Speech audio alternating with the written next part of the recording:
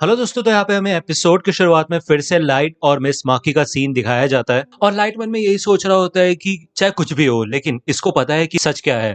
और अगर इसने ये बात पुलिस को बता दी तो उनको ज्यादा समय नहीं लगेगा ये पता लगाने में कि लाइट यागामी ही कीरा है, तो इसलिए मुझे इसको खत्म करना होगा। तो यहाँ पे लाइट कहता है कि हमें जल्द से जल्द इसके ऊपर इन्वेस्टिगेशन शुरू करनी होगी। तो क्या आपने ये बात किसी और को भी बताई है? तो मिस माकी कहती है नहीं, मैंने ये बात सिर्फ तुम्हें बताई है। तो रियुक कहता है क्या बात है, बहुत लकी हो तुम, लेकिन तुम इसको मारोगे कैसे? अगर यहाँ पे उसे मार डालोगे तो अच्छा नहीं रहेगा, है ना? तो यहाँ पे लाइट अपने जेब में से वो डेथ नोट का पेज निकालता है और वो कहता है कि आप मुझे बस चेकिंग इंसिडेंट की वो डेट वगैरह बताओगे।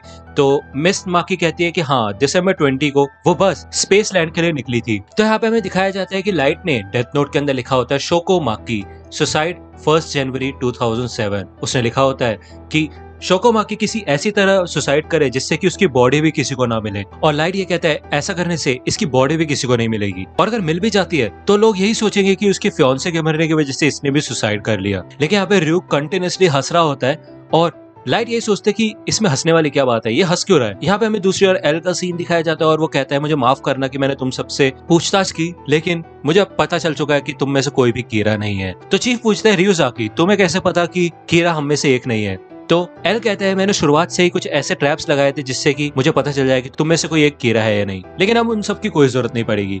यहाँ पे एल का फोन बजता है और वो फोन पिक करता है। मात्सुरा कहता है कि वाह, इसने हमें अपने सेल फोन ऑफ करने के लिए कहा और खुद फोन पे बात कर रहा है। तो यहाँ पे एल यही कहता है कि ठीक है अंदर आ जाओ, और वो फोन कट करके कहता है कि वाटारी इधर आ रहा है। तो लाइट वो पेज अपनी जेब में रख लेता है और कहता है कि मैं आपकी तरफ से हेडक्वार्टर्स में ये बात बता दूंगा। तो मिस माकी कहती है कि नहीं, मैं ये खुद ही कहना चाहती हूँ और मैं खुद ही उनसे बात करूंगी। तो यहाँ पे लाइट कहता है कि बस 10 सेकंड बचे हैं, मैं देखना चाहता हूँ कि ये कैसे मरेगी, लेकिन मैं साथ ही साथ ये भी नहीं चाहता कि कोई मेरे को इसका पीछा करते हुए देख ले। चलो चलो जल्दी मर भी जाओ। इधर 40 सेकंड पूरे हो जाते हैं और अभी भी ये नॉर्मली चल रहे होते हैं। मिस माकी कहती है कीरा जरूर पकड़ा जाएगा, है ना? तो यहाँ पे लाइट अपनी घड़ी में टाइम देखता है और ऑलरेडी यहाँ पे 40 सेकंड से ऊपर हो चुके होते हैं। वो कहते हैं कि टाइम तो हो चुका है, क्या चल कह रहा है? ये तो बहुत अजीब है, ये बंदी मर क्यों नहीं रही?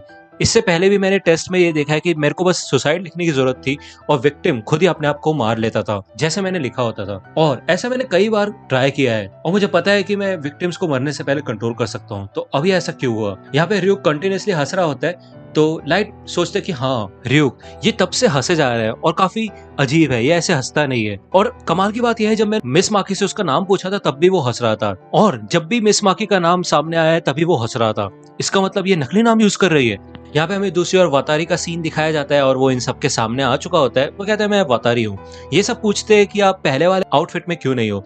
तो वातारी कहता है इस वजह से क्योंकि अगर मैं उस आउटफिट में घूमूंगा तो उससे सबको पता चल जाएगा कि मैं वातारी हूँ, और उससे लोगों को एल के लोकेशन का भी पता चल जाएगा। और मैं तुम लोगों को अपना फेस इसलिए दिखा रहा हूँ क्योंकि तुमने रियोजाकी का भरोसा जीत दिया है। इधर एल ने इन सभी ऑफिसर्स के लिए फेक पुलिस आईडीज बनवाई होती है और उसमें नकली नाम होते हैं, और एल इन्हें कहता है कि जब भी तुमसे तुम्हारी आइडेंटिटी प्रूफ मांगा जाए तो तुम यही आईडीज यूज करोगे, इससे तुम कीरा से बच सकोगे। या दूसरी ओर हमें फिर से लाइट का सीन दिखाया जाता है और वो कहता है हाँ पक्का ये नकली नाम यूज कर रही है क्योंकि रियुक इसका असली नाम देख सकता है, इसलिए वो इतनी देर से हंस रहा है। इसका मतलब ये बंदी काफी चालाक है, इसको पता है कि रेप एम्बर ने अपनी आईडी दिखाई थी इसलिए वो मारा गया, तो वो अपना नाम तो कभी भी नहीं बताने वाली। ये तो बहुत बुरा है, और अब क्योंकि उसने अपना नाम मेरे को पहले ही बता दिया तो मैं उसका नाम भी उससे फिर से नहीं पूछ सकता। अगर मैं उससे बार बार पूछूंगा तो उसे मेरे पे ही शक हो जाएगा। तो यहाँ पे मिस माकी कहती है चलो अब मुझे हेडक्वार्टर्स में देखना चाहिए कि कोई आया है या नहीं आया। तो लाइट कहता है ठीक है, जरूर हो सकता है कि कोई आ गया हो। यहाँ पे लाइट जा रहा होता है और वो कहता है कि अब मैं क्या करूँ यार, इस हिसाब से तो मैं फंस जाऊंगा, और हाँ मैंने तो इसको प्रॉमिस किया था अगर मेरे डैड का कॉल आएगा तो मैं उससे बात कराऊंगा, तो मैं क्या करूँ? मेरे डैड ने अगर अभी कॉल कर दिया तो मैं क्या कर सकता हूँ? तो लाइट यही कहता है कि अरे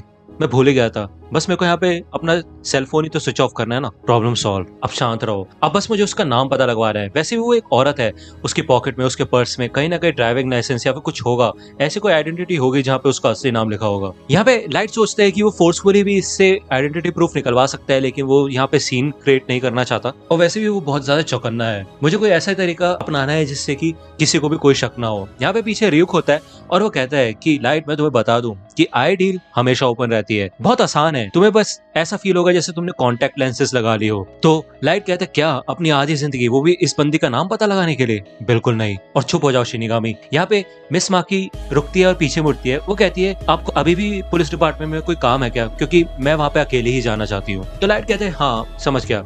या दूसरी ओर हमें एल का सीन दिखाया जाता है और ये सब अपनी पुलिस आईडीज को देखते हैं और देखते हैं कि इसमें नकली नाम लिखा होता है। एल बताता है कि कीरा को नाम और फेस की जरूरत होती है किसी को मारने के लिए, और अगर हम कीरा का सामना कर रहे हैं तो ये आईडीज बहुत ज्यादा जरूरी है। तो चीफ कहता है कोई बात नहीं, ये हमारी जिंदगी ही बचाने के लिए काम आएगा, तो हम इनको यूज करेंगे। एल यही कहता है कि पुलिस हेडक्वार्टर्स के अंदर इसको बिल्कुल भी यूज मत करना, इससे प्रॉब्लम खड़ी हो सकती है। और साथ ही साथ यहाँ पे वातारी इन सबके लिए बेल्ट भी अरेंज करता है, और वातारी बताता है कि इन सभी बेल्ट में ट्रैकिंग डिवाइसेस है, और इससे रियोजाकी को तुम्हारे बारे में पता चलता रहेगा, और अगर तुम इस बकल को 2 बार प्रेस करोगे तो यहाँ पे मेरा फोन रिंग होगा और मुझे पता चल जाएगा कि तुम कहाँ पे हो। उसके बाद मैं तुम्हें इमीडिएटली कॉल बैक करूंगा। सुबह तुम नॉर्मली अपने पुलिस डिपार्टमेंट में जाओगे और हम इसी मेथड के जरिए नेक्स्ट मीटिंग की लोकेशन डिस्कस करेंगे, और मैं तुम्हें होटल और रूम नंबर बता दूंगा, और साथ ही साथ तुम इसे इमरजेंसी में भी यूज कर सकते हो। यहाँ पे मार्शरा काफी एक्साइटेड होता है और वो कहता है क्या बात है, कितना मजा आ रहा है। तो यहाँ पे चीफ उसे डांट देता है और कहता है ये कोई बच्चों का खेल नहीं है, शांत हो जाओ। यहाँ पे दूसरी ओर हमें लाइट का सीन दिखाया जाता है और मिस माकी कहती है मुझे बहुत अच्छा लगा कि आपको मेरी थ्योरी पसंद आई, लेकिन अब मैं चलती हूँ। यहाँ पे लाइट मन में सोचता है कि क्योंकि रियोक ने आइडियल क्या मेंशन किया है, इसका मतलब ये पक्का नकली नाम ही यूज कर रही है। जो इन्फॉर्मेशन इसके पास है वो सारी इन्फॉर्मेशन अगर ये पुलिस को बता देगी और उनको पता चलेगा कि रे पेन पर मुझे इन्वेस्टिगेट कर रहा था, तो पूरा शक मेरे ऊपर ही जाएगा। तो यहाँ पे रियोक कहता है वो जा रही है, चलेगा तुम्हें? तो यहाँ पे लाइट मन में सोचता है कि बस 5 मिनट बचे हैं, वो 5 मिनट के अंदर हेडक्वार्टर्स में पहुंच जाएगी। सोचो, मुझे कुछ ऐसा सोचना है जिससे कि मैं 5 मिनट के अंदर उसका नाम निकलवा सकूं। यहाँ पे लाइट अभी भी मिस माकी के पीछे चलता रहता है और वो सोचता है कि वो हेडक्वार्टर्स में जा रही है, अगर वहां पे कोई आ गया होगा तो मैं गया, मुझे जल्द से जल्द उसका असली नाम पता लगा के उसको मारना होगा। नहीं, अब तो बस 3 मिनट ही बचे हैं। तो यहाँ पे लाइट भाग के मिस माकी के पास जाता है और कहता है एक्सक्यूज मी, मैंने तुम्हें एक बात नहीं बताई, दरअसल तुम हेडक्वार्टर्स में कभी भी किसी से कांटेक्ट कर ही नहीं पाओगी। तो मिस माकी बोलती है ऐसा क्यों बोल रहे हो? तो लाइट कहती है तुम्हें ये अजीब नहीं लगा कि हेडक्वार्टर्स में कोई भी नहीं था?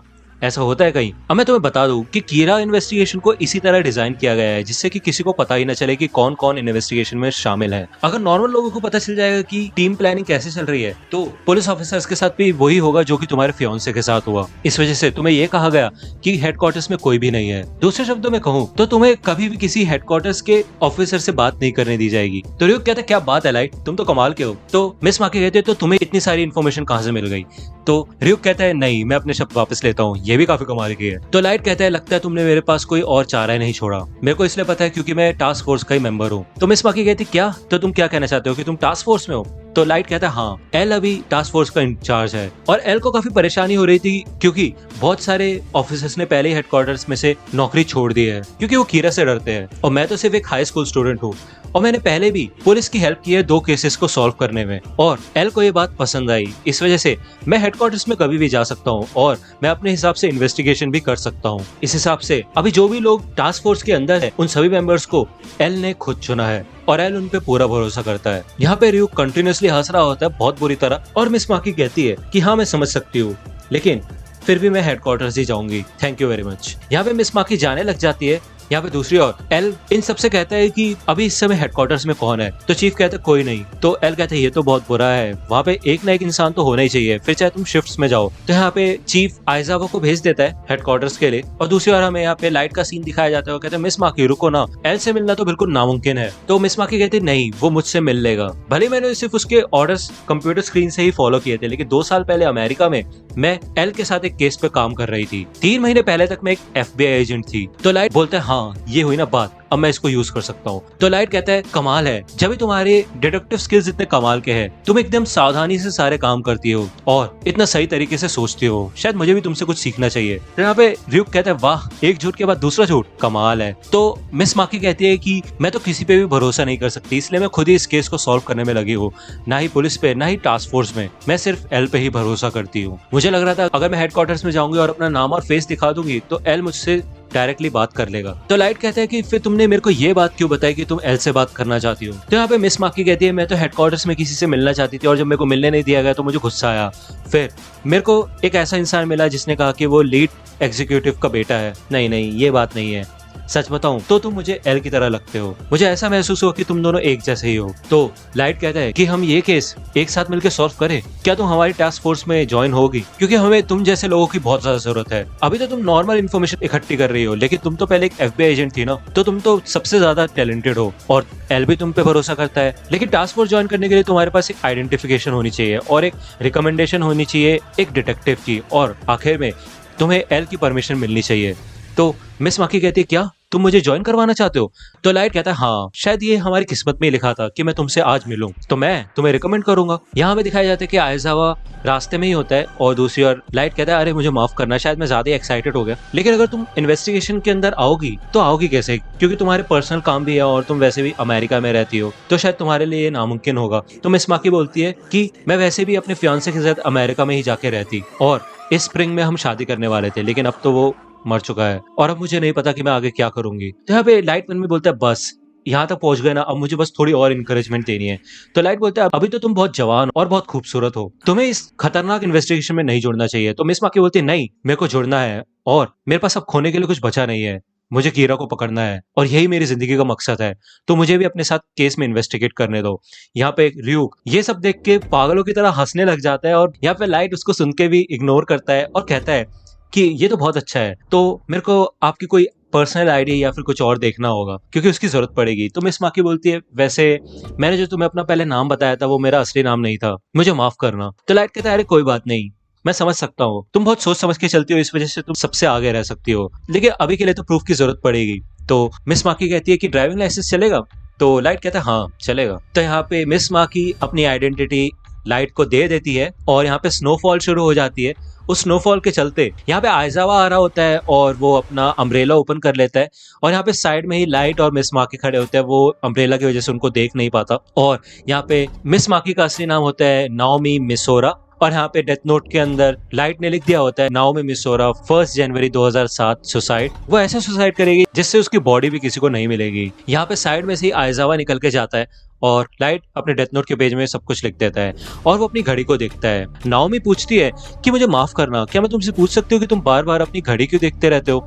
तो लाइट कहता है अच्छा ये वो इसलिए क्योंकि मैं कीरा हूँ। तो यहाँ पे नाओमी बहुत ज्यादा शॉक हो जाती है और काफी डर जाती है, बट यहीं पे 2 सेकंड बाद ही बस 40 सेकंड पूरे हो जाते हैं और नाओमी इधर से जाने लग जाती है। तो लाइट कहता है क्या हो गया? तो नाओमी कहती है कि मुझे कुछ काम है। तो लाइट अपना फोन बाहर निकालता है और वो कहता है कि मेरे पापा का फोन ऑन हो चुका होगा, उनसे बात नहीं करनी? तो नाओमी बोलती है नहीं, मेरे को किसी से कोई बात नहीं करनी। तो यहाँ पे लाइट कहता है गुड बाय मिस नाओमी मिसोरा और यहाँ पे आगे चल के हमें दिखाया जाता है कि नाओमी मर जाती है और र्यूक और लाइट खड़े होकर उसे देख रहे होते हैं।